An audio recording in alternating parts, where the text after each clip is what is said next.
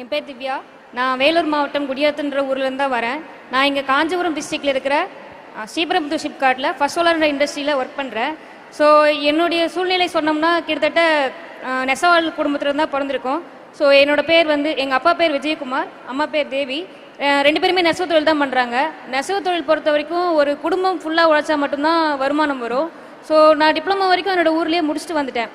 Diploma படித்தா வேலைக்கு வந்துடலான்ற தைரியத்தில் தான் வெளியே வந்தேன். வெளியே வந்து ஒரு 3 வருஷம் ஒர்க் பண்ணப்போ எல்லாமே ஒரு இன்டர்ன்ஷிப் தான். நீ 1 இயர் ஒர்க் பண்ணாலும் 2 இயர்ஸ் ஒர்க் பண்ணாலும் நல்லா ஒர்க் பண்ணினா நீ 1 இயர் அந்த 1 இயர் ஒர்க் தான் ஒர்க் பண்ண முடியும். அடுத்து நீ அடுத்த வேலை தான் தேடி போகணும். எவ்வளோ நல்லா ஒர்க் பண்ணாலுமே உனக்கு பெர்மனன்ட் ஜாப் கிடைக்காதுன்ற மாதிரி ஒரு சுச்சுவேஷன். ஸோ நான் 3 வருஷம் முடிச்சிட்டேன். கரெக்டாக 2022 எண்டு. அந்த டைமில் எங்களுடைய ஊரில் பார்த்தீங்கன்னா நெல்லூர்பேட்டைன்னு ஒரு பகுதி. அந்த பகுதியில் நாங்கள் கவுண்டன்யா மகாநதி கரையோரம் தான் இருப்போம். ஸோ அந்த கரை ஓரம் எப்போவுமே டிசம்பர் மாதம்னா மழை வெளுத்து வாங்கும். ஸோ அந்த கரையில் வெள்ளம் புரண்டு ஓடும்.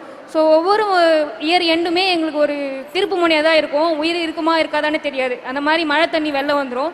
வீட்டில் இருக்க எங்கள் அம்மா அப்பா என்ன பண்ணுவாங்கன்னா எங்களெல்லாம் வெளியே அமிச்சிட்டு அம்மா அப்பா மட்டும் வீட்டிலே இருப்பாங்க. ஏன்னா வீட்டில் இருக்க பாத்திரம்லாம் அடிச்சிட்டு போயிடும். ஸோ எங்களோட சர்டிஃபிகேட்லாம் பாதுகாக்கிறதுக்காக வீட்லேயே எல்லாத்தையும் தலைக்கு மேலே தூக்கி பிடிச்சிட்டு வீட்லேயே உட்காந்துட்டு இருப்பாங்க. ஸோ ஒரு 3 நாள் ஆக தண்ணி குறைய தான் அவங்களால வெளியவே வர முடியும். ஸோ அந்த மாதிரி சூழ்நிலையில் கவர்மெண்ட் என்ன பண்ணாங்கன்னா உயிர் சேதம் எதுவும் ஆகிடக்கூடாதுன்றதுக்காக அங்கே ஒரு 300 குடும்பம் இருந்தது. அந்த 300 குடும்பத்தையும் வெளியேற்றிட்டு அந்த வீடெல்லாம் இடிச்சிட்டாங்க. ஸோ இடிச்சிட்ட பிறகு எங்களுக்கு வாழ்வாதாரம் இல்லை. நாங்கள் வாடகை வீடு தேடி வேறு இடத்துக்கு போக ஆரம்பிச்சிட்டோம். எனக்கும் 3 வருஷம் ஒர்க் முடிஞ்சிருச்சு. எனக்கு வீட்டில் வேலை இல்லை.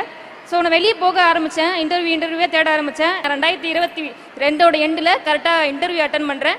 முதல் நாளே பார்த்துட்டு நீங்கள் மலேசியா வரைக்கும் போகணும், கண்டிப்பாக மலேசியாவில் போய் ட்ரைனிங் அட்டன் பண்ணிட்டு வரணும் அப்படின்ற மாதிரி நான் அனுப்புனாங்க. ஸோ எங்கள் வீட்டில் கரெக்டாக எப்படின்னா போனால் 6 மணிக்கு ரிட்டன் வீட்டுக்கு வந்துடணும், அந்த மாதிரி ஒரு இதுதான். ஸோ உமன்ஸில் வெளியே அனுப்பக்கூடாதுன்ற மாதிரி ஊரில் இருக்கிறவங்களும் ரெஸ்ட்ரிக்ஷன் பண்ணாங்க.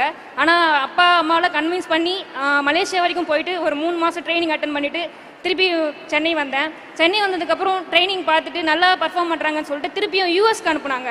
ஸோ அதெல்லாம் வாழ்நாள்லேயே பார்க்க முடியாத ஒரு இடம். நம்மளுடைய உலகத்தோடைய அடுத்த எண்டு அந்த இடத்துக்கு போயிட்டு அங்கேயும் போய் ஒரு 4 மாதம் ட்ரைனிங் அட்டன் பண்ணிட்டு தான் வந்தேன். வந்ததுக்கப்புறம் வெறும் டெக்னீஷியன் ரோல் மாறி இப்போ நான் ஒரு சூப்பர்வைசர் ரோலில் இருக்கேன்.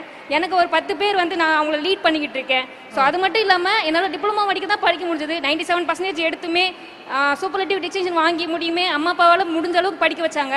ஸோ அது என் கரியர் எண்ட் ஆகிடுச்சுன்னு நினச்சேன். ஆனால் இப்போயும் என்னோட இண்டஸ்ட்ரியில் எனக்கு சப்போர்ட் பண்ணி இன்ஜினியரிங் படிக்க வைக்கிறாங்க. இப்போ அட்வான்ஸாக எனக்கு இன்ஜினியரிங் நான் பண்ணிக்கிட்டு இருக்கேன். ஸோ இவ்வளோ முக்கியமான ஒரு விஷயம் நடந்திருக்குன்னா என் வாழ்க்கையோட திருப்பு முனை இந்த வேலை வாய்ப்புனால மட்டும்தான். ஸோ இதை மட்டும் நான் எப்போவுமே மறக்க மாட்டேன். தேங்க்யூ.